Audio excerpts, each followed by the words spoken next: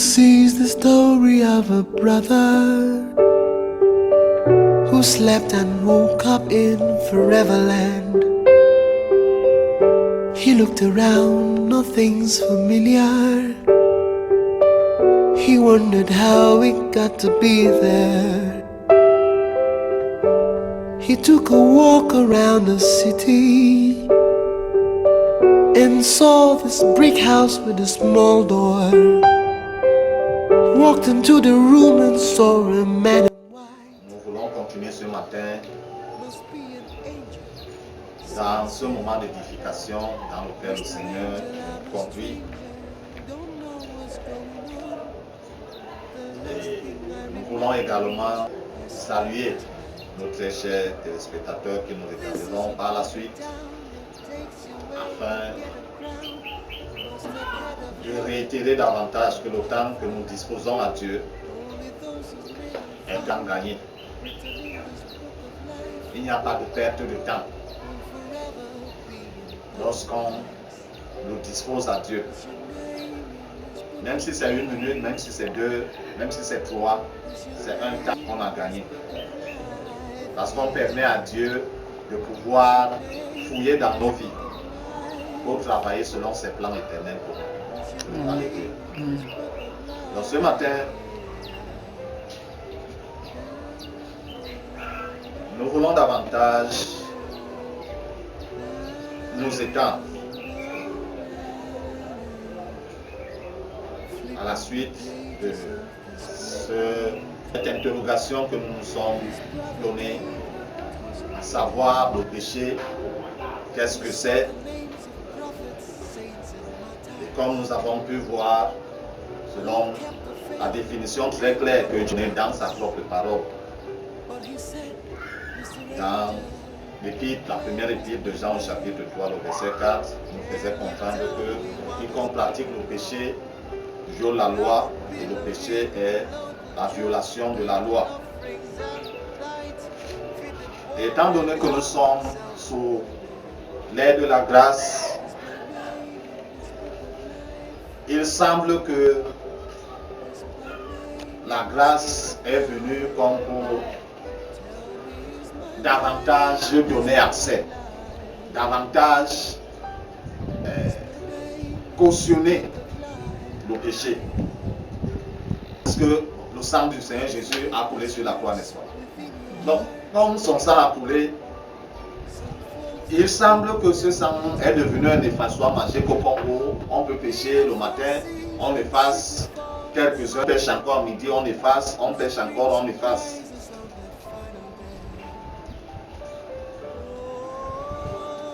Et dans le livre aux Romains, l'épître aux Romains au chapitre 6,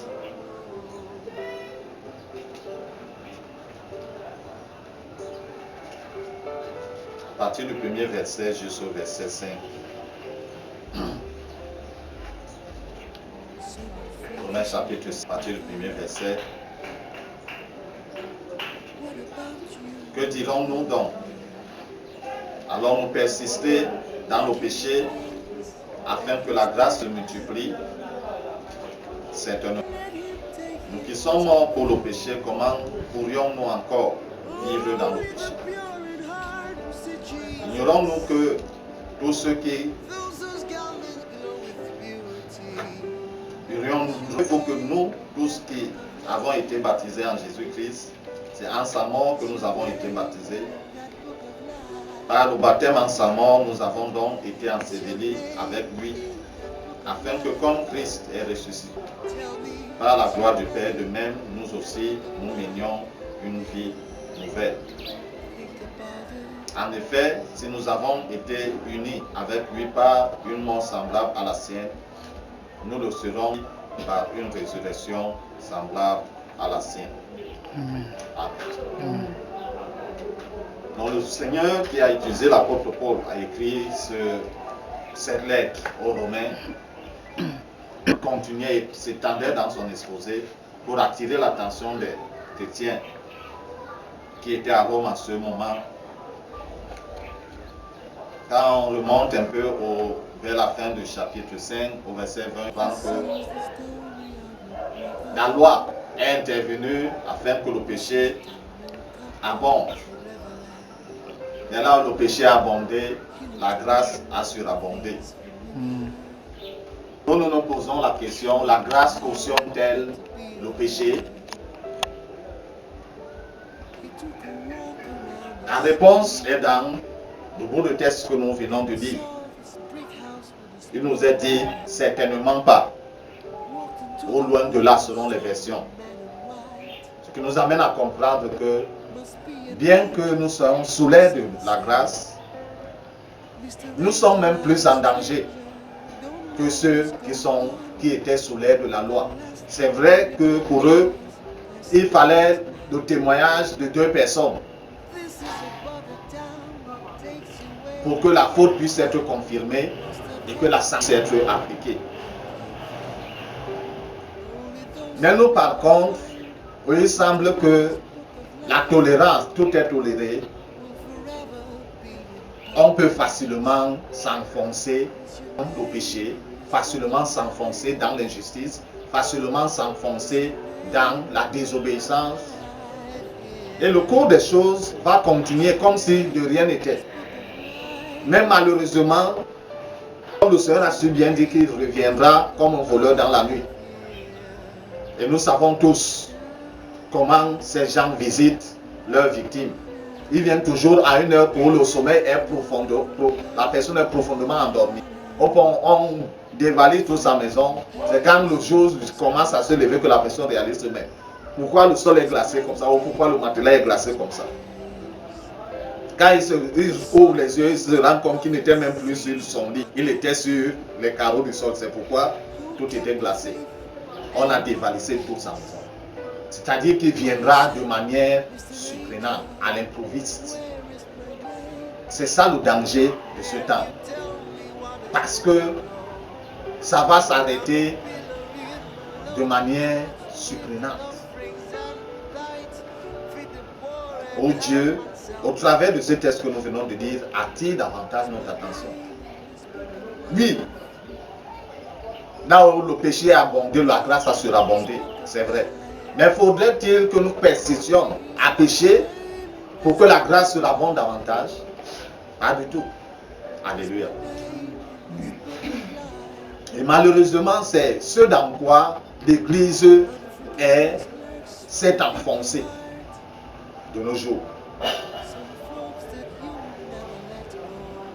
Le péché, Paul a été aux Corinthiens, qui ne devait pas être nommé dans l'Église, est aujourd'hui nommé dans l'Église.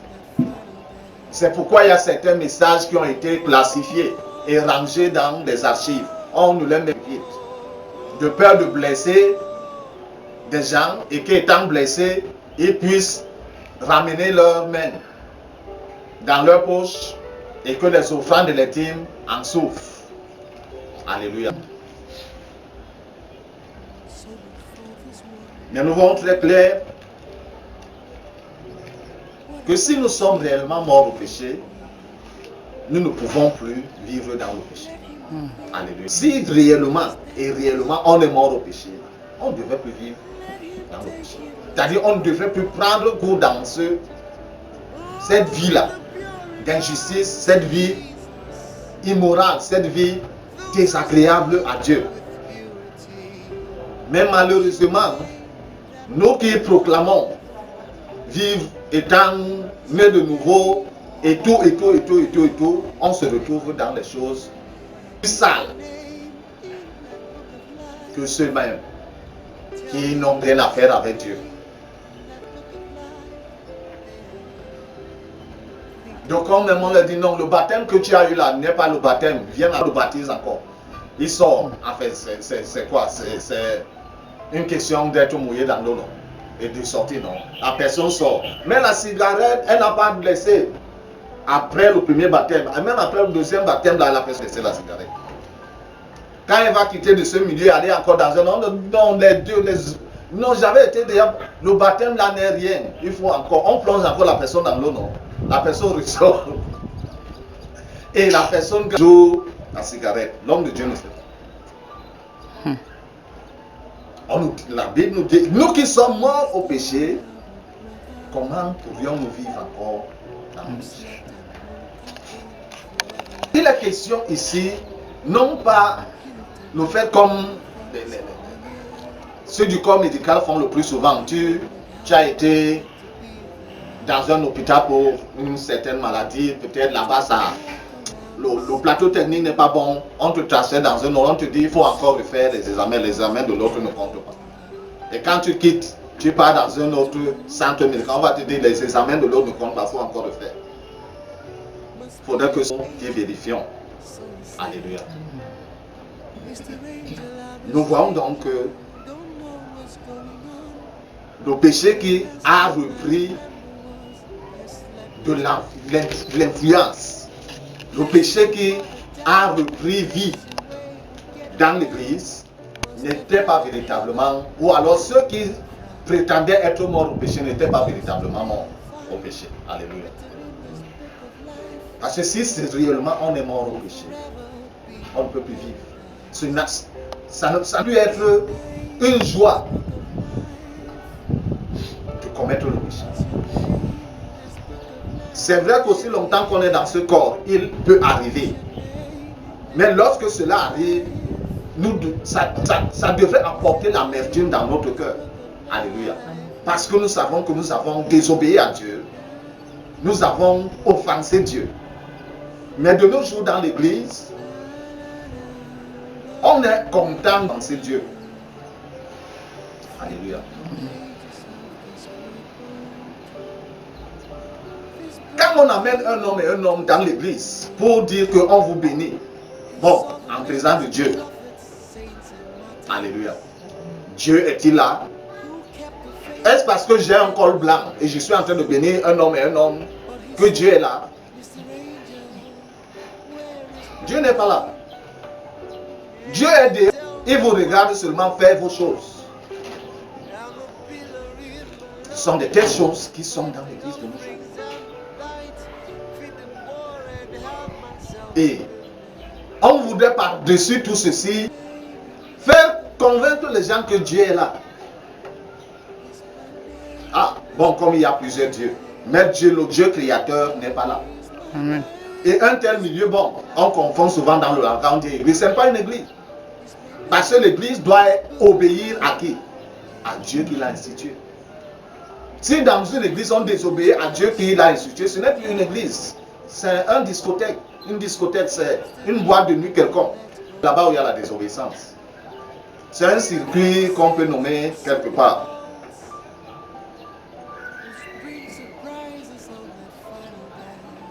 Donc si on n'est déjà pas mort, est-ce qu'on peut être enterré? Non, on n'enterre pas un vivant. Crime. Alléluia.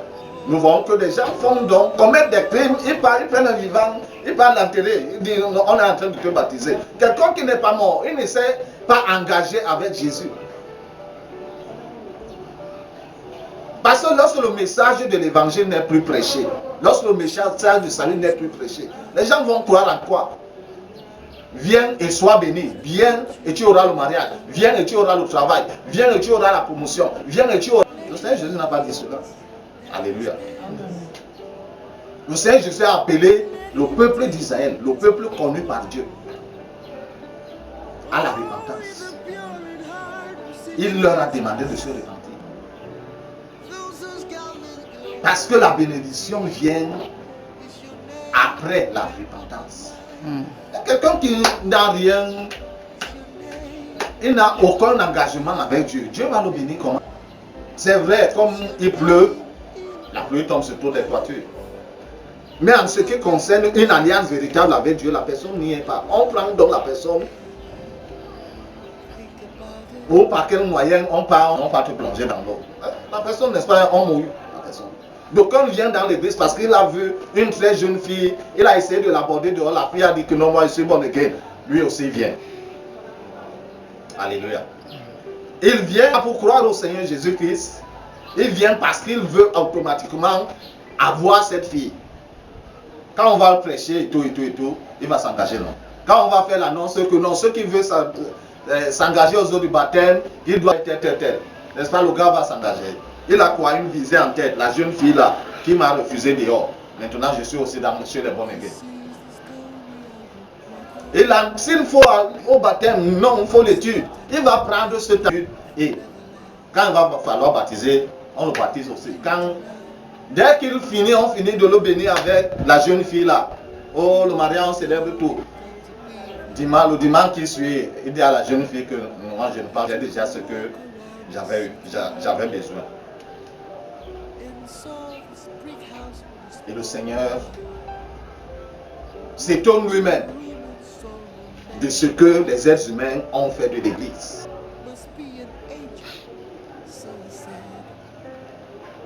Donc, à nous faire comprendre que la mort et la résurrection du Seigneur Jésus-Christ ne peut pas s'appliquer à une telle vie. Il fait tout son temps dans l'Église. Et même bon, s'il a quelques moyens, on va commencer à lui donner les grades. Oh, tu es diacre. À partir d'aujourd'hui, tu es diacre. Et après, ce sera ancien. Et quelques temps après encore, on va dire que non, tu dois être pastoral. Et c'est ainsi que quelqu'un qui n'a rien à faire avec Jésus, il va faire l'école pastorale. Il faut combien d'années? 3 ans, ou 4 ans, ou 5 ans, ou 6 ans. Le nombre d'années qu'il va falloir. Aussi pasteur, non. Mais un pasteur qui n'a rien à faire avec le maître de la chose, qu'est-ce qu'il va communiquer aux autres? Nous voyons donc à quel niveau l'Église est arrivée. Quand le péché est commis dans l'Église, non, on n'en fait pas cas. En effet, on en camoufle. Comme quelqu'un posait la question l'autre jour que, mais quand un pasteur, un serviteur de Dieu commet un péché, on dit qu'il faut le soutenir par la prière, par les conseils. Mais quand c'est un frère, un fidèle qui commet le péché, on dit qu'il faut le mettre au banc noir. Le pasteur est-il supérieur au frère à l'autre en grade? Il est supérieur en grade dans l'église. Mais devant Dieu, c'est la même chose. Alléluia. En fait, même la punition devait être grave sur lui parce que lui, il est plus avisé que l'autre, le simple fidèle. Et ce sont ces choses qui font quoi? Qui salissent le message de l'évangile au dehors. On ne peut plus prêcher le message. C'est pourquoi on a traversé les chapitres. Maintenant, le chapitre qui est Sois béni. On appelle tous les gens à la repentance. Puisque la personne elle-même qui est en train. Est-ce que quelqu'un peut pointer le péché lorsque lui est dans le péché? Il va parler de ce message parce qu'il sait qu'il a au moins 2 sœurs dont il a casé quelque part. Lui, le prédicateur de l'évangile. Quand avec sa femme, il n'y a pas longtemps quelque part, il va prendre le lait chez l'une des sœurs. Et de sur quoi chacune des sœurs est à la chorale. Quand elle chante, tu sens que c'est l'ange qui est en train de chanter. Mais si Dieu ouvre tes yeux, tu comprends que même l'impudicité a rempli l'église. L'arnaque dehors, ce sont les voleurs armés des fusils, des pistolets. Mais à l'intérieur de l'église, ce sont des voleurs armés de Bible. On sait que la parole de Dieu est une arme très efficace, n'est-ce pas? On arnaque des gens.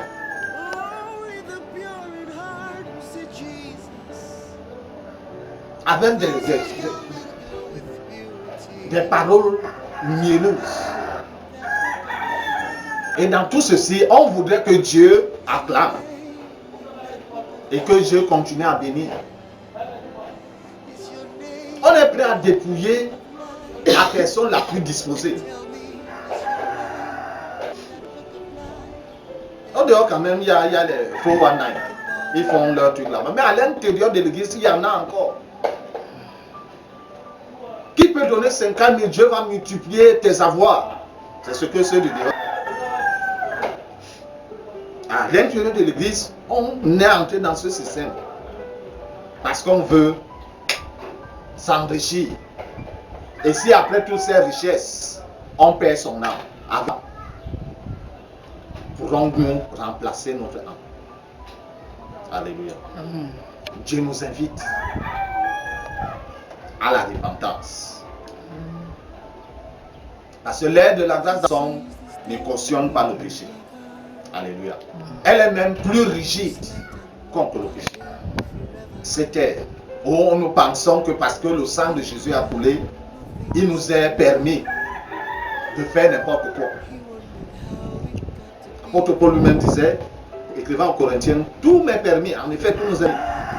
Même si un prédicateur évangile Gilles décide que même avec le col blanc, il part coucher avec la femme d'autrui, Dieu ne va pas descendre pour l'arrêter de ne coucher pas avec la femme d'autrui. Alléluia. Mais est-ce que tout est utile?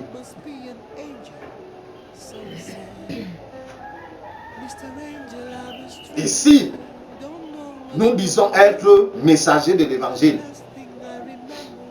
nous devons donc mener une vie exemplaire. Mener et glorifier Dieu. Si nous disons être enfant de Dieu, nous devons donc être, parce que chaque enfant obéit à son parent, n'est-ce pas? Donc si en tant qu'enfant de Dieu, on obéit à Dieu qui est notre Père, qu'on dit être notre Père, c'est qu'on a un Père quelque part, hein, qui n'est pas Dieu.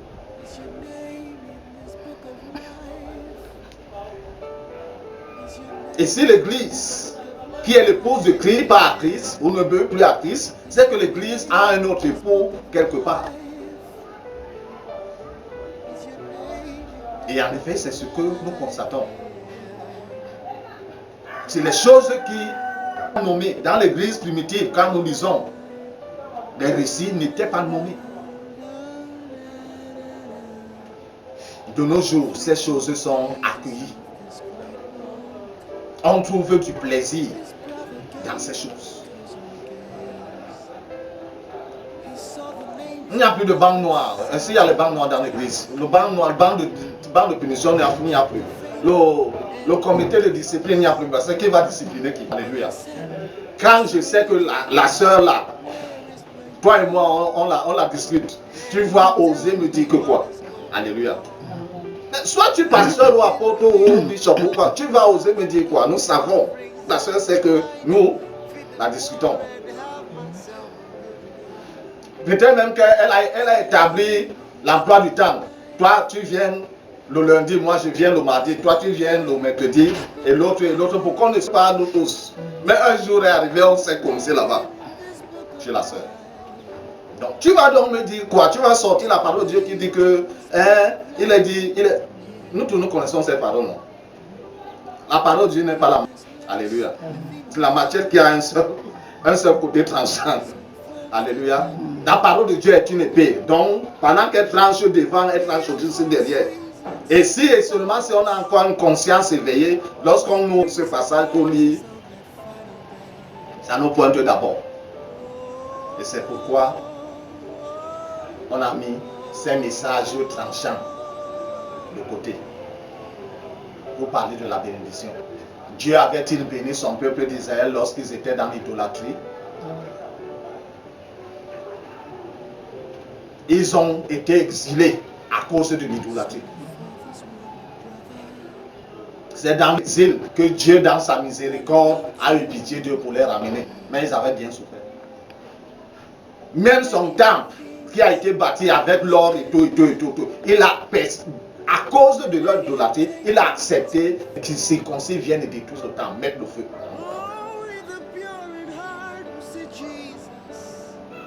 Alléluia. Nous devons comprendre, bien-aimés, que l'ère de la grâce dans laquelle nous sommes ne cautionne pas le péché. Mais elle réfute à haute et intelligible voix le péché. Parce que c'est l'Église qui devait montrer l'exemple est embourbée jusqu'au cou, qui montrera donc l'exemple à la société. Mais comme le Seigneur a dit, il recherche un homme.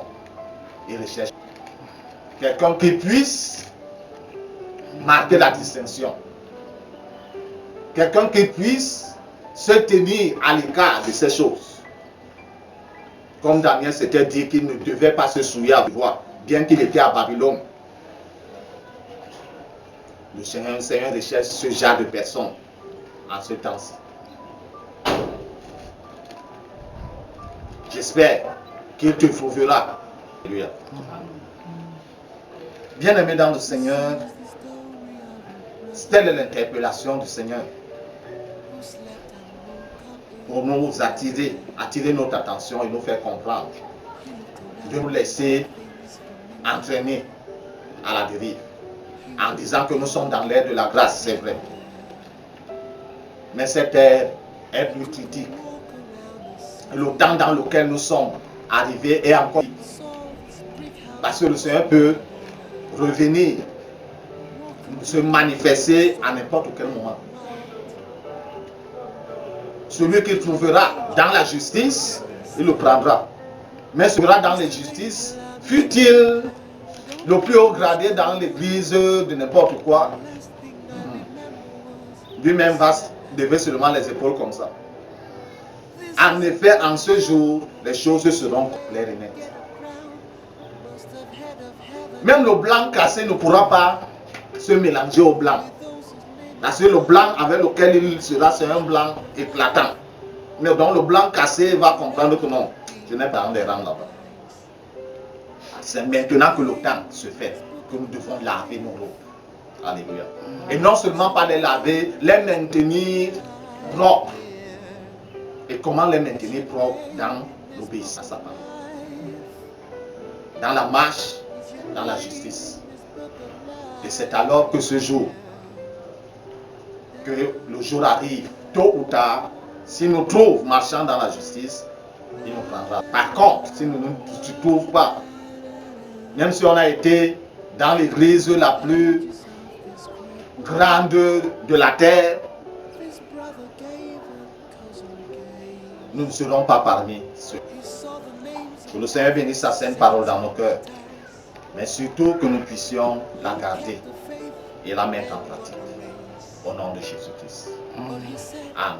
Mr. Angel, where is my name? Can you tell me what is going wrong?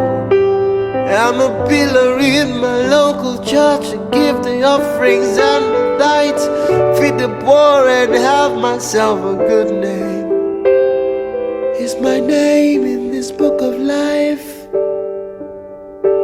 Is my name in this book of life? Here, tell me, is my name?